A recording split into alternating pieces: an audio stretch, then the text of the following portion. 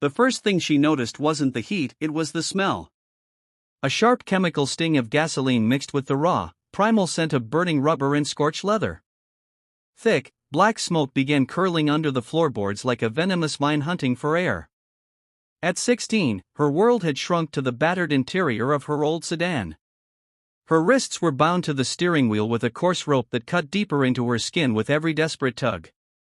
Through the smoke-stained windshield, their shapes flickered in the fading light, laughing, pointing. Their high school varsity jackets, a smug splash of blue and yellow in the dusk, glowed like banners of cruelty. They thought they had cornered a defenseless new girl. They didn't know they had awakened a legend. Before we unfold what happens next, if you're new here, welcome. This is a place where those who are overlooked become unforgettable. We share stories of fierce resilience and hidden power. If that speaks to you, consider joining our community. You won't want to miss what comes next. Moving to the sprawling, quiet town of Cedar Ridge was supposed to be a new beginning, a place to vanish. For her, anonymity wasn't a preference, it was a discipline. Until 6 months ago, her life had been a blur of airport terminals, elite training facilities, and the electrifying glare of combat arenas. At 15, she wasn't just a champion, she was a phenomenon. In the underground world of mixed martial arts, they called her the Sparrow, a delicate name masking the precise, storm-like force she could unleash. She was the youngest to ever win the revered, underground Athig Cup, whispered with fear and respect among fighters. But that life ended not with a loss in the ring, but with a single piercing phone call. A rainy highway. A destroyed car. Parents gone. The silence that followed was louder than any cheering crowd. The championship belt disappeared into a dusty trunk. The trophies were sold. Her trainer since childhood, her fierce surrogate Uncle Cale, a rugged man with eyes like winter steel, handled everything. He secured her a new identity, a new school, a quiet life with her withdrawn grandmother in a town no one cared to find. "Let the fire within you cool, Elara," he had said, voice weighted with a rare quiver of emotion. "Fear what you can do. It's not meant for petty schoolyard feuds. Your power must remain hidden. Promise me." She promised. But Cedar Ridge High was another battlefield. A kingdom ruled by blue and yellow jackets. Football was religion, and its prophets, the quarterback Jake and his ruthless girlfriend Chloe, controlled the halls with complacent brutality. Elara, cloaked in silence, thrifted clothes, and eyes that avoided contact, became an instant target. New girl. No friends. No legacy. No one to defend her. They never noticed the taut coil in her stance, the way her gaze constantly surveyed exits, or the hardened muscle beneath her baggy sweatshirt. They saw fragility. The torment began subtly, a shoulder check into her locker, deliberately spilled lunch, whispers that lingered behind her like shadows. She absorbed every hit, each insult another brick in the great wall of her grief. In moments of overwhelming pressure, Cale's voice returned like a heartbeat. "Patience, Sparrow. The greatest fighter knows when not to strike." She would breathe deeply in bathroom stalls, knuckles white against the sink as the echoes of cafeteria laughter replaced the roar of arenas. But predators mistake patience for fear. And fear only fuels them. The day of the fire started like a test. In chemistry class, Jake accidentally jostled her table, sending a bright liquid splashing across her clothes. Laughter erupted. Chloe leaned over, voice dripping poison. "Oops. Seems the charity case can't even handle a beaker. Maybe stick to cleaning them up." Elara stood, body rigid, the cold liquid soaking through her jeans. She looked at Chloe. For a fleeting moment, her mask slipped. What stared back wasn't fear.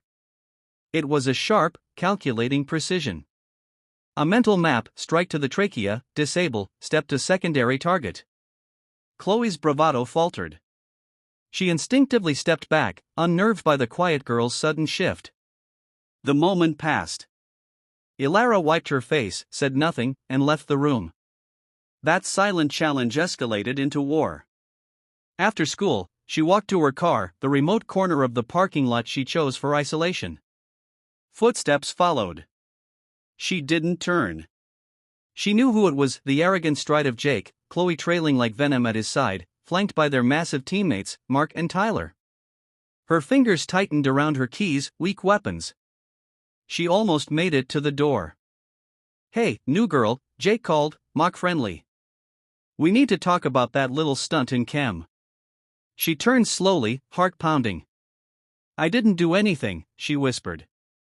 Chloe stepped forward, smiling with sweet malice. "That's the issue.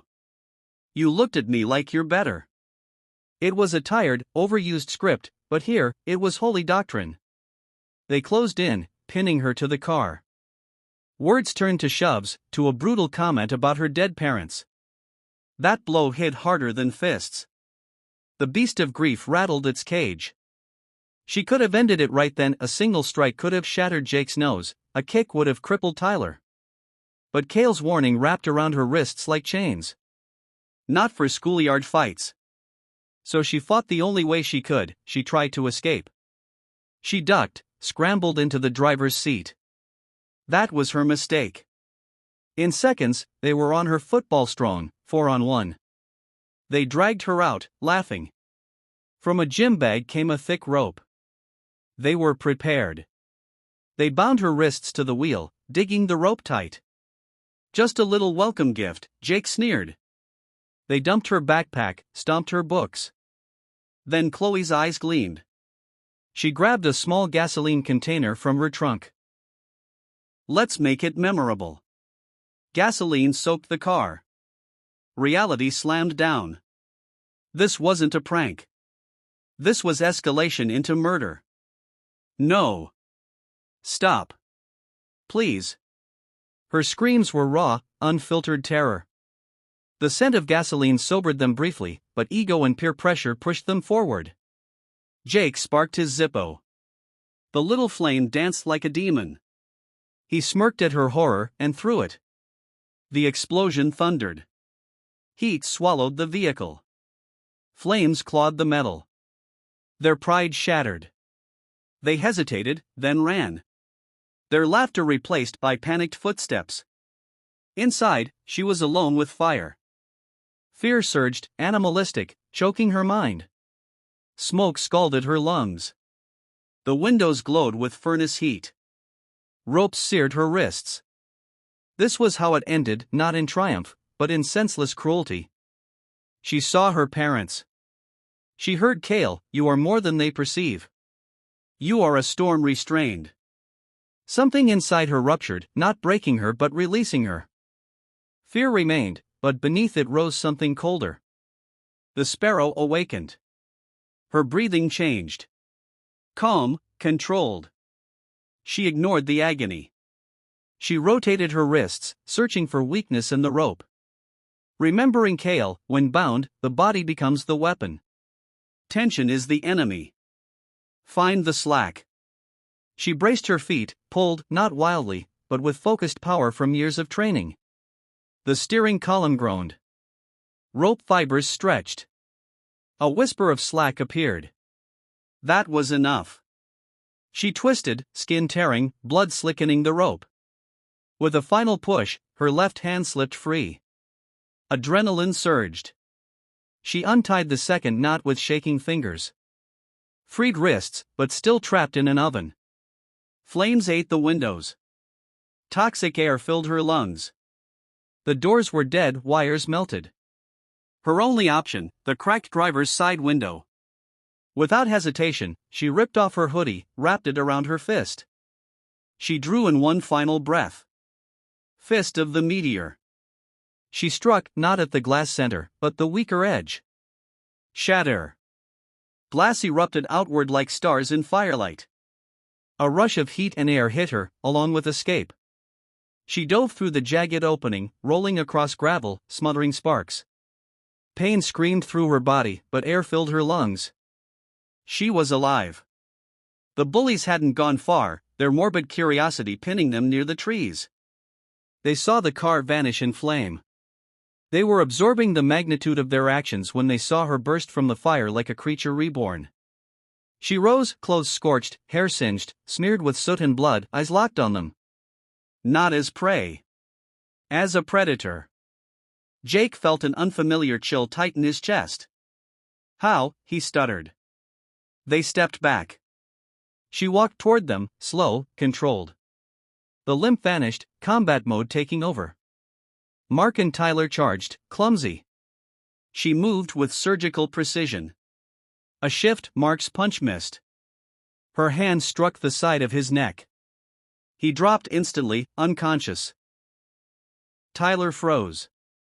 She swept his leg, hammered his chest, and disabled him with a precise nerve strike. 10 seconds. 2 down. No wasted breath. Only crackling fire and Tyler's ragged gasps. Jake and Chloe stood paralyzed. Jake lunged, desperation in motion. She pivoted, seized his arm, twisted, and launched him with a flawless shoulder throw. He hit the ground with a brutal thud. She stood over him, gaze glacial. Then turned to Chloe. Chloe trembled, makeup streaked. Please. I'm sorry, we didn't mean. Elara stepped closer. The memory of gasoline flickered in her mind. Her voice was low, ragged with smoke.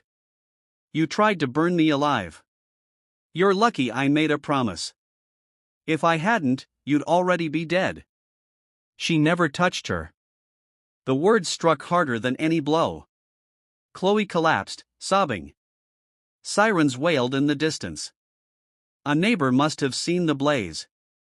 Elara looked at what remained, the wreck of her past, the 4 broken bullies. Pain bled in as adrenaline faded. She turned and walked into the trees, disappearing just as fire trucks arrived. The aftermath shook Cedar Ridge like a silent quake. The official tale, bullying gone too far and a survivor who somehow escaped. The method a legend. Mark and Tyler never spoke of it. Jake suffered a broken collarbone and a lingering stutter. Chloe transferred schools, her spirit hollowed. Elara never returned. Cale came for her.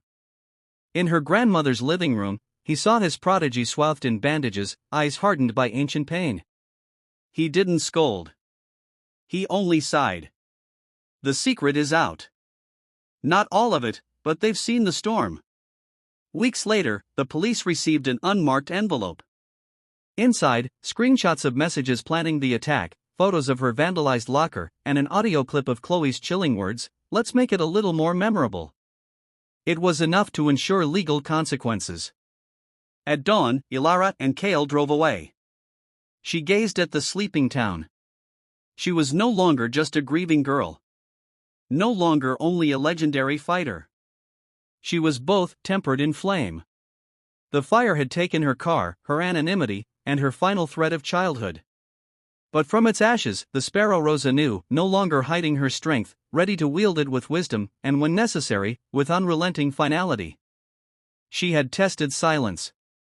Now she would discover what the world held for the storm she had become.